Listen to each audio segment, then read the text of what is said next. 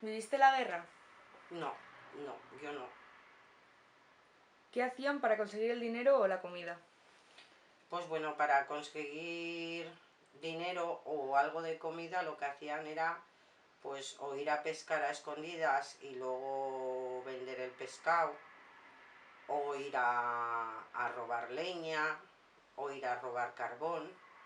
Entonces, bueno, trapicheo que se llamaba, o hacían cambios de comida por pescado, o de comida por madera, o de comida por carbón, todas esas cosas. Entonces era la forma que tenían para poder subsistir más o menos, y con mucho cuidado de que los militares no les cogerían robando. ¿Alguien de tu familia participó en la guerra? No, no, ya cuando que yo recuerde, no, que yo recuerde ninguno. ¿Qué me puedes decir sobre la posguerra? La posguerra que dejó muchísima pobreza, mucha pobreza. Dejó muchísimas familias desamparadas, los hijos por un sitio, los padres por otros. Luego hubo que empezar a partir de cero. No se podía hablar de muchísimas cosas, todo era había mucha censura. Entonces, pues bueno, fue muy duro, muy duro, muy duro, tal como me lo han contado mis abuelos a mí. Entonces es lo único que sé y que puedo decir. ¿Se podía hablar en euskera en la guerra? No, que va, que va, que va. Vamos, eso... Nada, es que ni tan siquiera decir la palabra euskera. No, no, no, para nada. Ni en euskera nada, nada. ¿Hubo algún fusilamiento en tu entorno?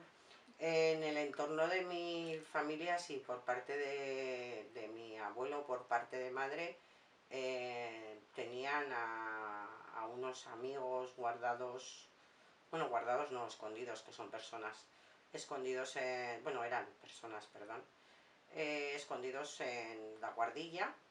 Y bueno, pues al final, pues por algún chivatazo o lo que fuera, los encontraron, se los llevaron y los fusilaron. ¿Alguna anécdota mala que te hayan contado? Anécdota mala, bueno, pues una anécdota que tengo por parte de abuela, por parte de padre. Estaba con un tío mío, que no llegaba al año, y estaba dando a luz y estaban bombardeando, y no le dio tiempo a meterse debajo de un puente cuando estaba bombardeando, y estaba, lo que decía antes, estaba dando a luz de pies con otro hijo en brazos, o sea, otro tío mío en brazos, de meses.